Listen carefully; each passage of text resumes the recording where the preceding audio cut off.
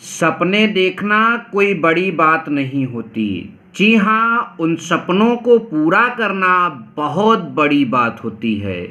यदि आपका भी सपना है एयू, बीएचयू, डीयू, जेएनयू में पढ़ने का, तो आप अपने सपने को पूरा करने के लिए पूरी जी तोड़ मेहनत करिए। मैं आपका साथ आपके एंट्रेंस एग्ज़ाम तक दूंगा, ठीक है। इस वीडियो में हम बात करेंगे CUET एग्ज़ाम 2022 के नागरिक शास्त्र, जिसे हम लोग सिविक्स भी बोलते हैं, इसके सिलेबस की, ठीक है। और आप सबको बता दूं कि हमारे चैनल पर हर एक मतलब की सब्जेक्ट का सिलेबस और नोट्स, वो भी फ्री में, किसमें मिलेगा आपको, PDF में। लेकिन इस PDF को प्राप्त करने के लिए आप हमारे स्कोप 360 टेलीग्राम चैनल को सब्सक्राइब कर लीजिए। यहाँ वीडियो अपलोड होगा, वहाँ PDF मिल जाएगा आपको, ठीक है। तो आज हम सिविक्स के पूरे मतलब कि जो क्या कहते हैं सिलेबस है, उसको पूरा विस्तार से समझेंगे। जैसा कि आप सभी को पता है कि सिविक्स का जो भी सिलेबस है वो क्लास 12th का ही सिलेबस है, क्योंकि वहीं से पूछा जाएगा। तो आपका सिविक्स जो है क्लास 12th का, वो 2 खंड में बटा है, ठीक है, या फिर कहिए 2 सेक्शन बटा है, खंड क और खंड ख।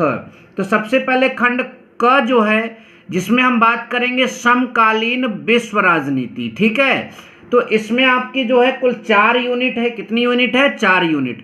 पहला यूनिट है शीत युद्ध का दौर, और पहले यूनिट का पहला चैप्टर है शीत युद्ध का दौर, मतलब द कोल्ड वार, ठीक है, ये ध्यान दीजिएगा, इरा। और 2 ध्रुवीयता का अंत मतलब कि दूसरा चैप्टर है।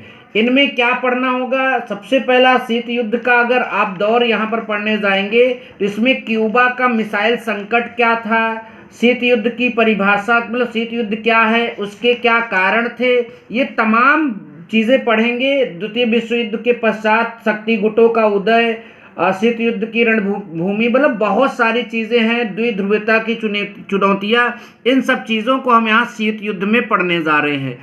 अब इसके बाद द्विध्रुवता का अंत, इसमें आप जो है विश्व राजनीति में नई सत्ताएं, जैसे रूस, बाल्कन राज्य, केंद्रीय एशियाई राज्य, इन सारी चीज़ों के बारे में पढ़ेंगे, ठीक है। दूसरा यूनिट जो है, जिसमें हमारे तकरीबन 3 चैप्टर हैं। पहला चैप्टर इसमें है आपका विश्व राजनीति में अमेरिकी वर्चस्व, दूसरा सत्ता के वैकल्पिक केंद्र, और तीसरा इसमें है समकालीन दक्षिण एशिया। विश्व राजनीति में अमेरिकी वर्चस्व जो है, इसमें आप एक ध्रुवीयतावाद का विकास समझेंगे, अफगानिस्तान, प्रथम खाड़ी युद्ध, ये सब चीज़ें समझेंगे। सत्ता के वैकल्पिक केंद्र में उत्तर माओ युग में चीन का आर्थिक शक्ति के रूप में उदय, यूरोपीय संघ का निर्माण एवं विस्तार, मतलब बहुत चीज़ें यहाँ समझेंगे। और समकालीन दक्षिण एशिया में आप जो है उत्तर शीत युद्ध में जो है, ये भी बोला जाता है पाकिस्तान और नेपाल का लोकतांत्रिकरण, यहाँ पर आपको समझना पड़ेगा, ठीक है।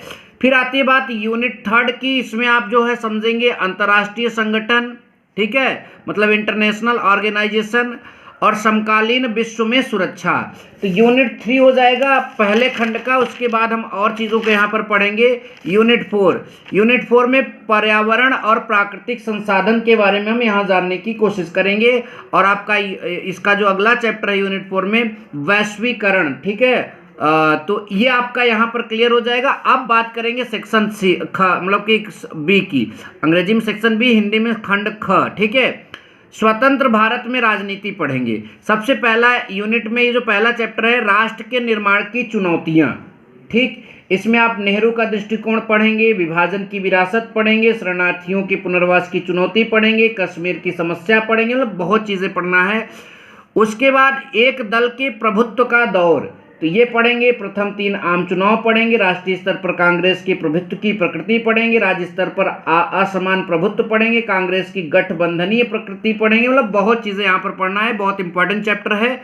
अगला आपका है नियोजन विकास की राजनीति। तो नियोजन विकास की राजनीति में पंचवर्षीय योजनाएं वगैरह आपको पढ़ना है, ठीक है। हरित क्रांति एवं उसके बाद के बदलाव पढ़ने हैं। अब इसकी यूनिट 2 जो है आपका सेक्शन आपका जो है ख वाला, इसमें पहला नंबर होगा आपका भारत का विदेशी संबंध, ठीक है, भारत का विदेशी संबंध। और दूसरा है यहाँ पर कांग्रेस कार्यप्रणाली की चुनौतियाँ। इसके बाद आपका और यहाँ पर चैप्टर हैं, ठीक है, लोकतांत्रिक व्यवस्था का संकट आपको यहाँ पर पढ़ना पड़ेगा, ठीक है। फिर यूनिट आपका 3 इसमें स्टार्ट हो जाता है, जिसमें पहला चैप्टर जन आंदोलनों का युग, ठीक है, जिसमें किसान आंदोलन, महिला आंदोलन, ठीक है, ये सब आपको यहाँ पर पढ़ना पड़ेगा। फिर क्षेत्रीय आकांक्षाएं पढ़ना पड़ेगा, जो दूसरा चैप्टर आपका होगा इस मतलब यूनिट 3 का, जो सेक्शन बी का है, ठीक है। इसमें क्षेत्रीय दलों का उदय वगैरह पढ़ेंगे आप। और फिर लास्ट में आपका अगला चैप्टर आएगा भारतीय राजनीति नए बदलाव, ठीक है। इसमें 1990 की भागीदारी की लहर, जनता दल एवं भारतीय जनता पार्टी का उदय, ठीक है, क्षेत्रीय दलों की बड़ी भूमिका और गठबंधन की राजनीति, मतलब बहुत चीज़ें पढ़ेंगे। राष्ट्रीय जनतांत्रिक गठबंधन जिसे एनडीए बोलते हैं, संयुक्त प्रगतिशील मतलब कि गठबंधन यूपीए पढ़ेंगे, मतलब बहुत चीज़ें जो एनडीए यूपीए आप यहाँ पर देखते हैं, अभी यहाँ चुनाव में हुआ था, ये सब चीज़ें यहाँ पर आप सभी को बताया जाएगा, ठीक है।